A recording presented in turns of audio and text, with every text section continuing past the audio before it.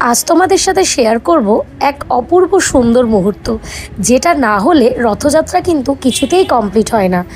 যেই কথা আমি বলছি সেটা হলো নীলাদ্রি বিজয়ের কথা।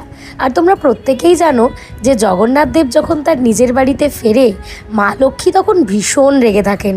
কিন্তু তার আগেই প্রভুর যে মিষ্টি লীলাটা হয় সেটা হলো এই অধরা পানা। দেখতেই পাচ্ছ কত সুন্দর সুন্দর সুস্বাদু জিনিস দিয়ে তৈরি হচ্ছে এই পানাটা। তবে এই পানাটা কিন্তু একেবারেই মানুষের জন্য নয়, এটা কিন্তু শুধুমাত্র অতৃপ্ত আত্মাদের তৃপ্তির জন্য এবং তাদের মুক্তি লাভের জন্য প্রভু এই লীলাটি করে থাকেন।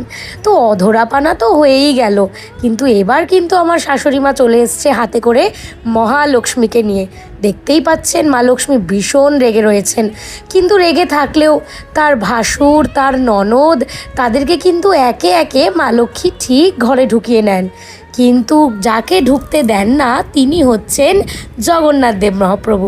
দেখতেই পাচ্ছেন আমার বাড়ির যোগু তো ওই দিনকে জামাই সেজে চলে এসছে, আর এমন চোখগুলো করেছে যেন মনে হচ্ছে আমাকে কেউ ঢুকিয়ে দাও গো, আমার বউয়ের সাথে মিষ্টি আলাপ করিয়ে দাও। ভয়ের চোটে সে তার বউয়ের জন্য কী আনলো। মায়ের জন্য এনেছিল মুকুট, গলার হার, নতুন এক লাল টুকটুকে মঙ্গলগিরি শাড়ি, আর তার সাথে আলতা, সিঁদুর, আরও কত কি লজেন্স, চকলেট, কোনো কিছুরই অভাব ছিল না। তবে সোনা ছোঁয়ানোর জন্য কিন্তু মায়ের জন্য এসে গেছিলো সোনার একটি টিপও, তারপরে এসেছিল একটি টাকার ডালি। কেমন লাগছে গিফটগুলো দেখে। যাই হোক, এত কিছুর পরে লক্ষ্মী দেবীর মান ভাঙছে না দেখে আমার ছেলে অবশেষে খুলে ফেললো রসগোল্লার হাঁড়ি, আর এই রসগোল্লা দিয়েই হয়ে গেল একে একে দুজনের মান ভঞ্জন। মালা বদলের ফলে ভগবানের ছোঁয়ানো মিষ্টি চলে গেল মা লক্ষ্মীর